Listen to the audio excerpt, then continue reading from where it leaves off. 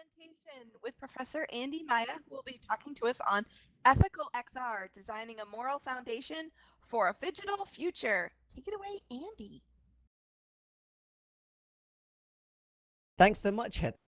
It's great to be here, and it's my first time giving a presentation. Exciting, and I want to just say hello to everybody before I get into the presentation.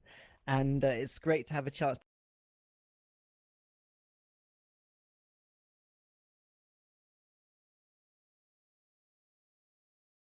Oh, we lost your audio right there, Andy.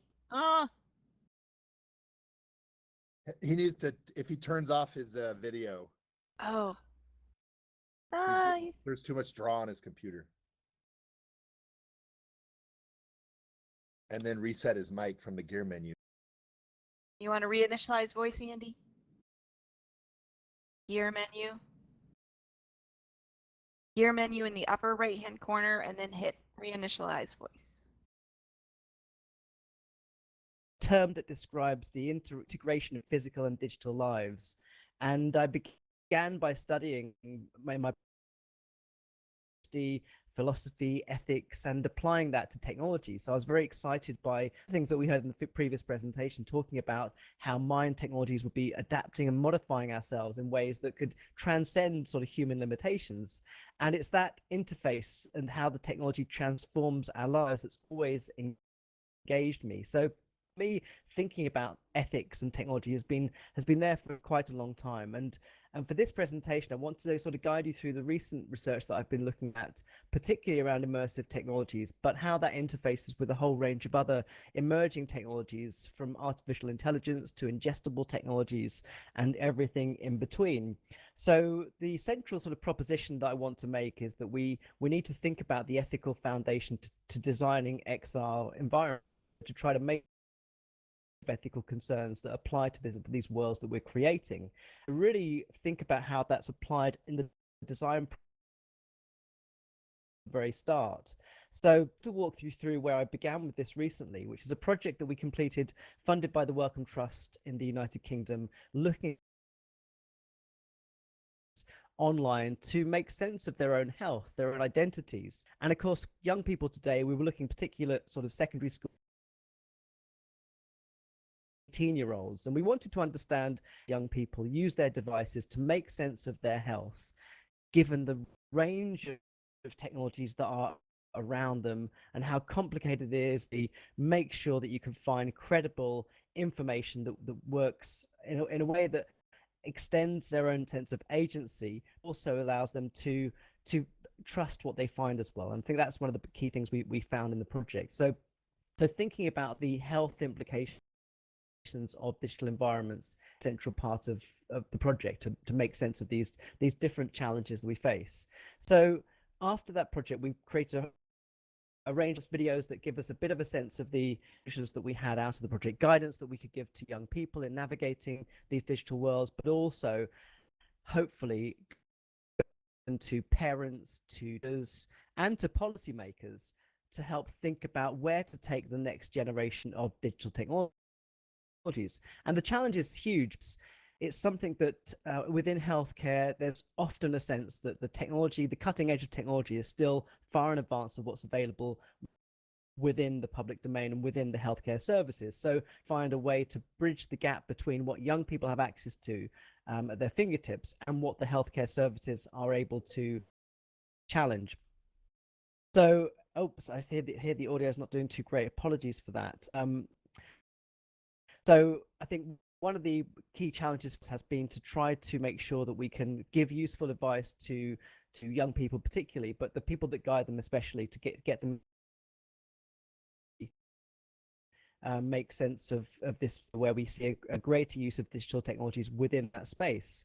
But this started even earlier for me, where I began to get a sense of the different technologies that were being used by people to try to modify their own sense of physical activity. So here we have, in this video, you'll see the very popular game Dance Revolution, which has gone through various iterations over the years, but has been, I think, an example where we see that Phygital world emerging, this physical and digital world that's allowing people to to really explore new aspects of physicality that hopefully take them in a direction that is bringing those two worlds together rather than separating them out. And I'll go on to talk a bit about why I think that's important, but it has something to do with the way in which screens occupy our attention, how they divert us from other behaviors and habits and activities, but also then perhaps limit our engagement with a range of physical activities. So thinking about that dilemma, which has really been a persistent concern in the public domain over the last 50 years, I would say, where we've seen governments very anxious about the growing use of digital technologies to the neglect perhaps of physical activity. So trying to bridge this gap is a big challenge in policy terms in particular, because of course people still also want to make sure that people can make the most out of digital technologies, and digital innovation is at the heart of many of our sectors, of course. So there's a desire to innovate, push people towards digital, to streamline healthcare in a way that hopefully allows it to be more efficient and more cost effective. But at the same time, an anxiety that this leads to the exclusion of physical or face-to-face. So this is one of the challenges we're facing when trying to design these futures.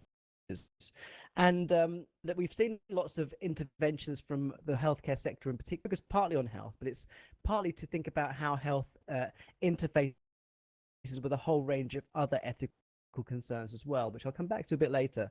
But here we have an example of a virtual world created by Alder Hey Hospital in Liverpool, which was designed to be a place where people could visit the hospital virtually and get a sense of it. So rather than go to a website, they could to the hospital virtually and become more familiar with it, and hopefully feel more welcoming in the environment, rather than feeling like it's a place that's somewhere to be afraid of or anxious about. And over the years, we've seen a whole range of interventions in this direction. So a good example is Google Fit, which you may have seen in the last few years has partnered with the WHO to create a fitness tracking environment that hopefully guides people towards healthier behaviors and gives them data that helps them understand what are those kind of fundamental benchmarks of living a healthy lifestyle that allows they can sort of manage their health themselves without having to get into support. And I think that's a big part of what this direction of travel has been, to try to promote agency, and as a result try to ensure that the burden on the healthcare sector is less than it would otherwise be. And integral to this is the integration of emerging technologies. So here we have Babylon Healthcare's AI-backed interface, which your condition and then lead you into further services. So how can we these sorts of tools to hopefully understand what people are comfortable using, but also to make sure that we have not just intelligence for people. And it was really interesting speaking to young people in our research. We learned that many young people are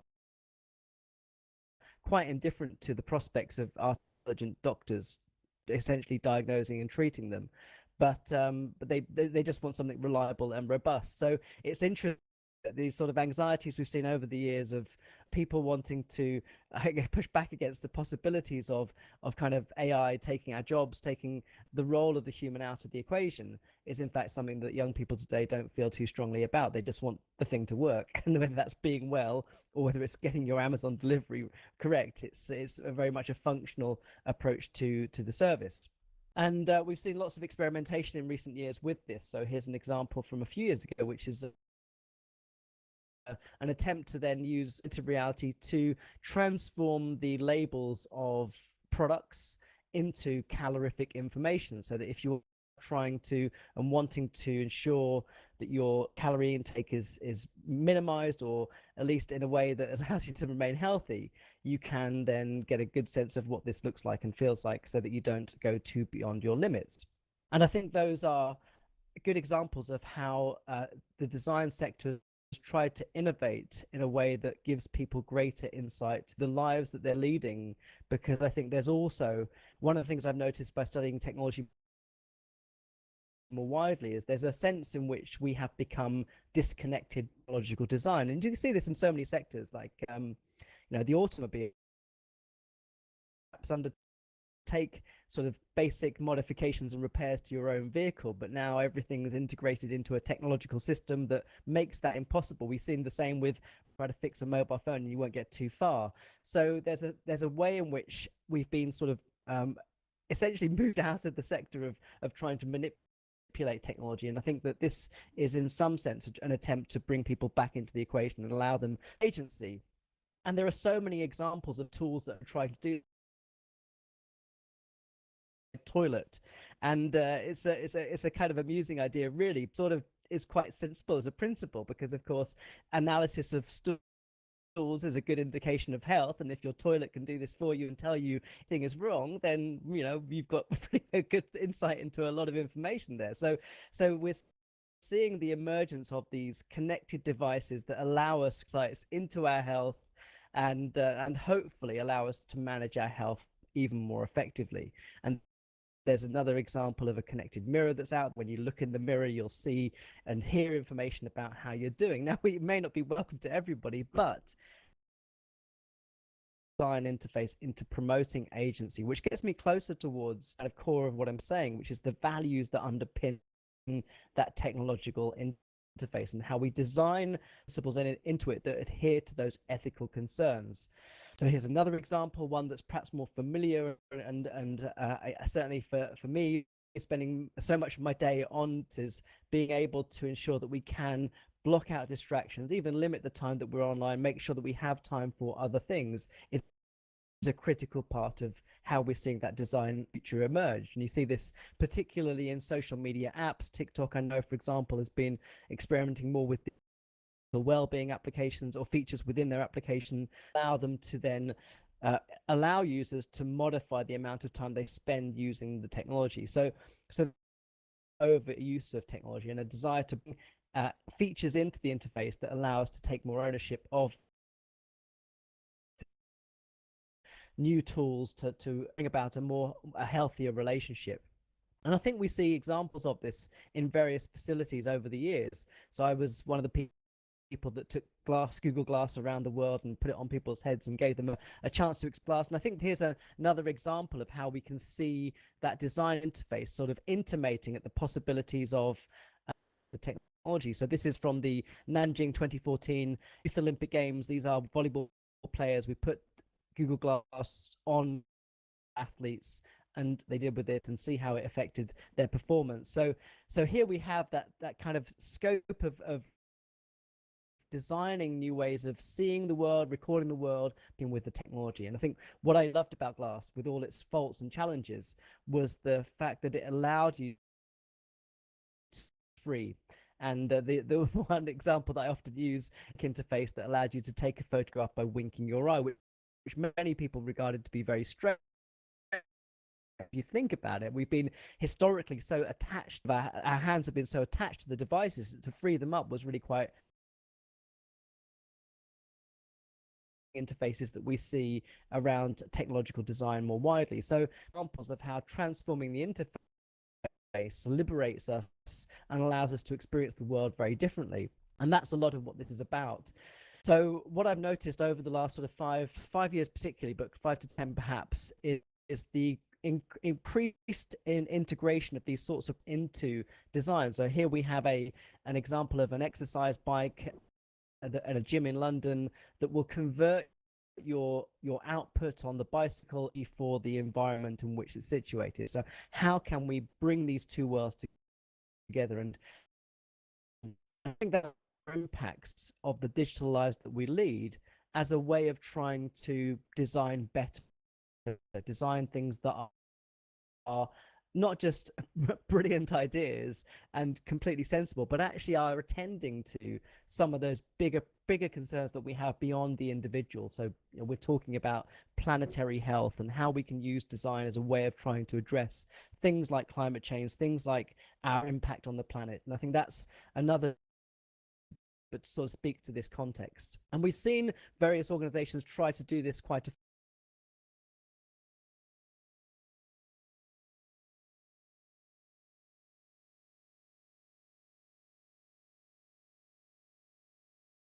Did we lose Andy? Your mic is actually right off right now. Try clicking your mic Oh, there back we on go. again. Yep. There you go. Is that better? Thanks. Would Yep. it be possible to pause the Thank you. video and see if Thank you you. stop the Are you video? able to follow? Is everything going? Yeah, the audio is choppy. Could you stop the Yeah. video just to Shall I see just it keep maybe your going? voice? I think if since it's coming from your computer too, that Oh, you want him to move past Yeah. any slides that show video, John? yeah. Sorry. No, you're all right. And actually, while I got you, Andy, I'm going to try one other thing, which is turn your mic sensitivity up a notch. Try to. Mic Um, settings. actually, I can't reach it because the How we go? presentation is in front of me. Yeah. That might help just I've a little turned bit. it up. Okay. Yep. Let's Is that better? proceed. Yeah. Let's go. Okay. All right. So yeah. So Samsung's been designing these sort of future gym experiences. A good example of how these types of environments are becoming more prevalent. And we will have a lot of video. This is a video just from the last week where we've seen the Olympic Committee partner with Zwift, the virtual cycling platform, to try to create its own sort of Olympic virtual reality. And this has become a huge feature of the international sports circuit over the last 18 months, where we now have to create new events that are taking place exclusively within these virtual worlds. So the also stay where they are, so you don't have to travel to compete, which allows you then to have hopefully less of an environmental impact as well when you travel. Is becoming an increasing of hopefully the world in which we kind of are building new kinds of audience experiences, also new forms of physical activity. And that's where I think we're beginning to see a completely new era emerging around here, where sports are trying to figure out their own virtual versions to bring these environments together. We've seen also things like, so this is a sort of real-time Formula E race where you can, using your own console, race alongside the drivers as they're taking part in the race, which is another new feature we see within this world. So rather than just watch as a passive spectator, you can also watch, you can also play. And that playable aspect of, I think, sort of visual, televisual consumption is a key component of this new world that we're beginning to see on the horizon. So these new entities, these new concepts, I think are an increasing part of the future that we see. We see this I guess embracing lots of different sectors as well. So here we have a trailer for the game Zombies Run, which was launched quite a few years ago now. But what was lovely about it, a game where you headphones in, you press play, and you're a character in a zombies film, and you've got to run away from zombies. And of course, the main principle is to keep running, keep exercising. But creative writers now becoming part of the environment in a way that they weren't before. So how we can bring new people into this kind of creative space and allow us to create completely new communities of participation is a big part of, I think, this sort of ethical foundation that I talk about.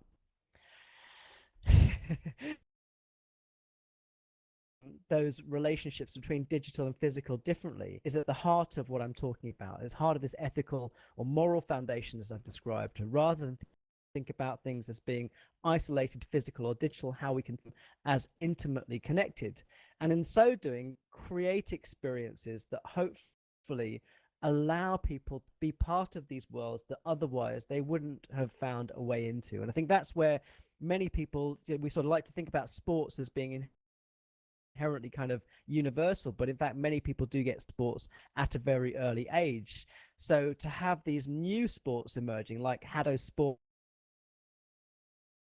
concept video out of Haddo is a quite nice example of a actual tournament that took place that gives you a sense of what it actually feels like to see a Haddo Sport event occur. So we have here the physical experience of a kind of Haddo court, but also that virtual reality interface where the players are interacting physically and digitally competing against her. So I think those sorts of design features are responding to this anxiety we have about the increased sedentary lifestyles that people have led as a result of the rise of certainly gaming culture, but also the digital social lives that we lead now. And I think that's a sort of shift in mindset to how we think about design. It's also, of course, a shift in terms of what's technologically possible. These things weren't possible until relatively recently. And I think it's the technology underpinning it is what's so exciting about this. So I've noticed over the last sort of few years as well a growing desire to bring kind of moral and social concern into the so there's an organization that I've been working with, ITU, the United Nations Agency for Telecommunications, uh, developing a series of events called AI for Good. And a lot of that work is trying to social and humanitarian, uh, not just challenges, technology. And it's I think a good example that is found in the world of esports, where I've worked quite a bit in the last few years, where we see the sort of latest test of computer intelligence being a test between the world's greatest esports StarCraft player and Google's AlphaStar computer program. So we see now how these sorts of experiences are a way for people to then to push the limits of technology. So bringing those social and humanitarian challenges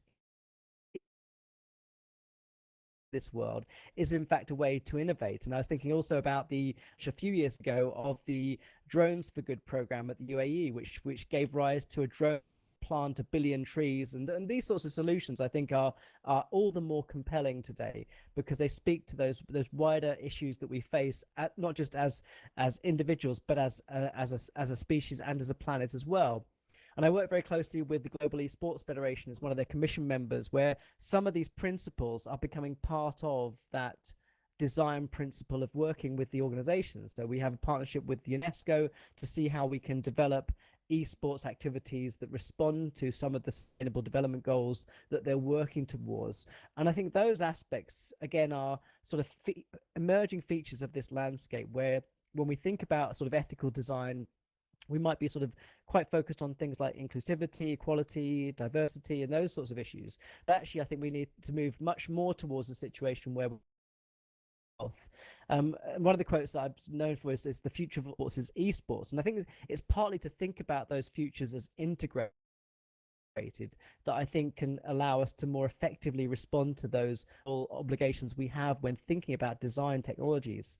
So for me, just to conclude, there are 3 sort of key principles to this moral foundation, which I think we need to address and also continually sort of invest into. And simple examples are considering where ethics fits into design courses. How do we get ethics into the programs where we teach these design principles? And for me, there are sort of 3 considerations. One is health, individual health, how we can think about health in a holistic way. So not just talk about exercise and some of those sort of WHO metrics that underpin a sense of health, wider wellness of a person, their lives that they lead. So we talk rather about well-being than just health. So how do we ensure that the design of technologies enriches people's lives in rewarding ways?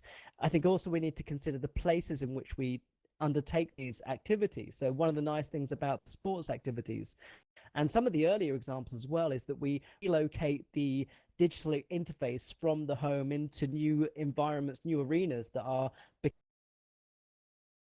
We see lots of emerging esports arenas where we see some of these activities taking place. In Manchester, where I work, we're now starting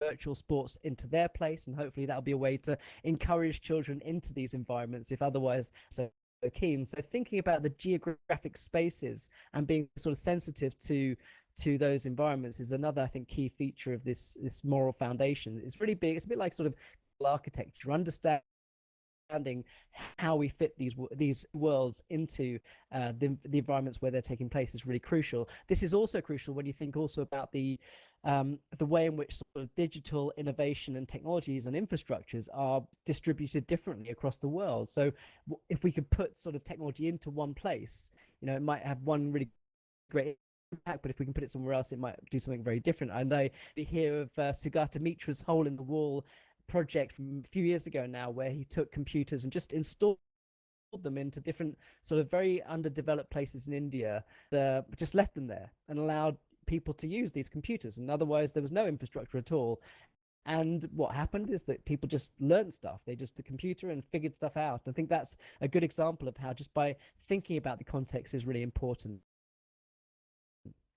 And then finally, the planet, thinking about how our use of technologies affects the planet. I've seen lots of examples recently where this has been a concern. So what happens shares a video on Instagram, what is the kind of energy impact of that share when there are hundreds of millions of people that are that data, and what is the energy impact of it. So thinking about those in which our digital footprint affects the planet more widely, I think is another crucial part of this sort of moral foundation for thinking about design. And what I would like to sort of see more in the future is the integration of these sorts of concerns courses, but also industry more widely. We see examples from platforms like Twitch and other big companies that are sort of attending to this in a way that they might have done previously by thinking about things like SAR and just making sure that they are attending to sort of publicly known concerns like safety of children on the internet, but actually moving into a much stronger stance on the values that underpin these. And that's where I will conclude. Thank you very much. Woo! Yay! Thank you, Andy. Sorry about the audio. I hope it came across okay. No, it's spotty here and there. I think we can piece it together. You did great. There were so many different great points you made. Really, really good. Cool.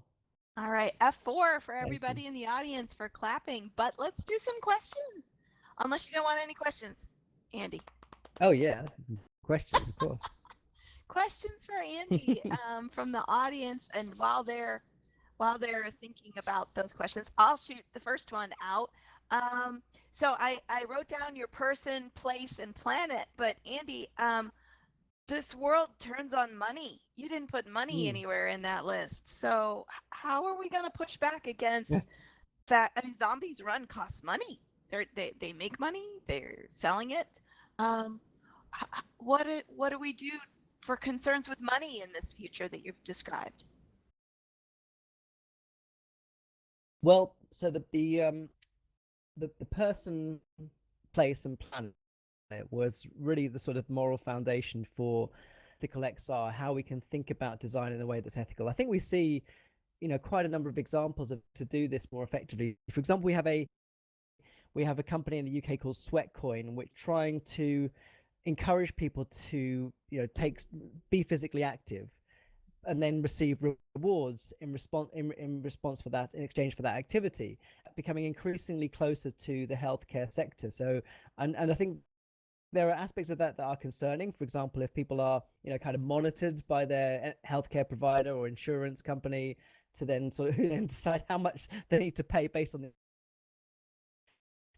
trying to find a way that does allow people to access these things. I think that for free, I think, is a big part of that. I mean, I think that platforms like Zwift, like Strava, like Google Fit, they're all ways in which people have been able to make use of things for relatively little cost, but also just allow us to respect public obligations that I think many of us feel are unnecessary to address. And we see that a lot in the UK at the moment, and I guess worldwide, with the sort of tax around sort of media companies and trying to see how much can be given back. My sort of approach is to, because I think there is a challenge inherently with trying to, I guess, ask too much more of, rely on sort of innovation and rely on their sort of access and acquisition of our data. But so rather than sort of talk about additional taxes, I think that we can talk about a data dividend that can push back into the healthcare sector. The concern I have is that as more and more data is locked up, more and more of our healthcare data is locked up into proprietary services, we lose more and more insights into the public healthcare sector, which I think progressively leads. I think there needs to be a kind of serious conversation about how there is shared with the public healthcare sector to innovate in ways that is for a commercial bottom line. Great. Thank you. I love that phrase, data dividends. Ooh, I'm going to remember that one. That's interesting. Data dividends. All right. More comments from the audience, questions from the audience about this. I'll jump in with a question. Andy, loved your talk. I'm going to watch the YouTube recording again. It's just a pleasure to be here. And I'm just wondering, the moral foundation that you're talking about, these three key principles of person, place, and planet, Have you written anything on this? Like, do you have an article or a blog or something that I can reference you um, for this kind of framework that you're talking about?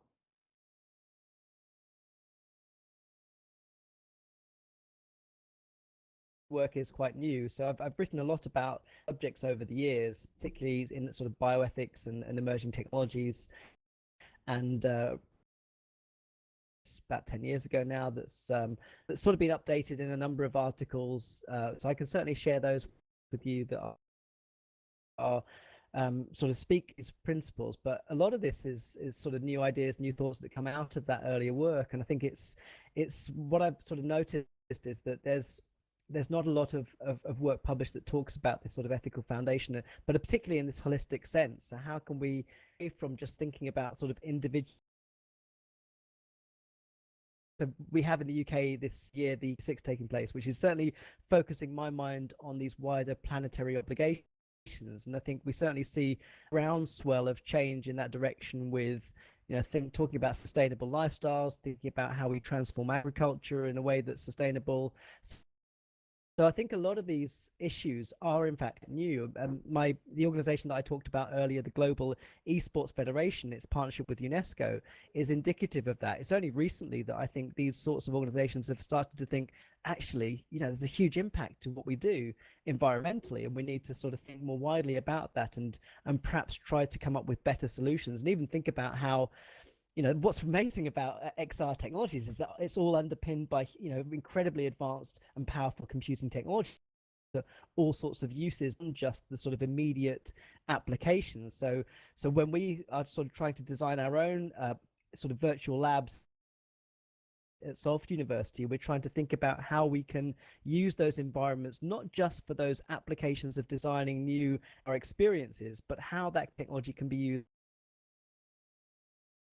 beyond just that initial sector. And I think that kind of joined up thinking is still quite novel. Thank you for that answer. Appreciate it. Thank you. More questions. I like that. Joined up thinking. That's another great phrase. More questions from the audience. If I could just jump in here for a second, Sure. Andy, Jonathan, what you're saying resonates so much, and like I'm so glad that you're on the last day of the conference. It's so perfectly timed. Like what I learned, it hopes to be, I think, in a certain sense, what a lot of the work that we've been trying to do is set ourselves up for this increasingly fast-paced, interconnected, complex, and immersive world. It's rapidly changing, and we want to be inclusive and diverse and open and create accessibility and focus on not only the emerging technologies with our environmental scanning that we want to be persistent, but we're grounded in rigorous research about the interdisciplinary sort of expert community, as well as the designers and the agile innovation and the learning. I'm practicing my speech for this later, actually, but but what you said just resonated so much. Like, I had to just like, we need to talk some more, and like I'd like to collaborate with you, and we need volunteers, and there's Yeah. a lot of, we really want to work on creating a collective impact and help change the world in the right directions, because we have a lot of big challenges to work on. So you really inspired me. Thank you. Yeah, and I would love. I think sorry, there's a bit of that, I think, but yeah, definitely positive. I think that's certainly where I think it's going. One of the things I'm always conscious of is how many people still are. I work in a school of science, engineering, and environment. Three sort of different areas. There are, which are all areas dealing with sort of emerging huge issues. I've got people that are, working around me that are trying to save species that are on the brink of extinction, and I've got people that are designing autonomous vehicles, and Right. their worlds don't often overlap. And so a lot of my role at the university is to bring some of those we can do by getting those different disciplines to pull their heads together and find new solutions. And that is it's quite simple work, really, but it's a huge chunk of work. That's right. There's all these different silos of science and innovation and design and creativity.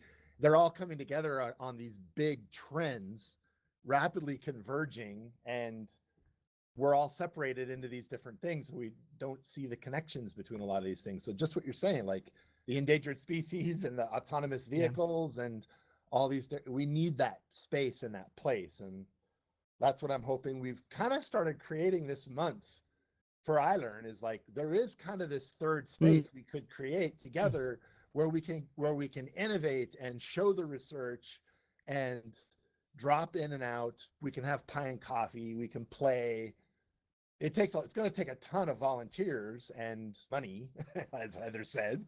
um, uh, we're definitely not there to make that sustainable, but boy, would it be a great boon for us collectively impacting and working together to solve these things. And it would, I don't know, I'm all fired up. Yeah. It's great to hear those thoughts, Jonathan. Thank you. All right, this is Heather again, and I think what I'm going to do is I'm going to actually wrap our event, and we'll still stay together. Those of us that are live together get more moments, but we're going to let the live stream go. So one more round of clapping for Professor Andy Miah and his presentation today, everybody, at Forever. Oh, wow. That's awesome. The clapping is like echoing around the room. Great. All right. So the main event has finished. We're going to stick around for a few more minutes and have more questions with Andy, I'm sure, but the live stream will now close. Thank you again to our videographers, Tony Cube Studios, and the YouTube audience out there. Go ahead and end the recording. Woo! Well, that's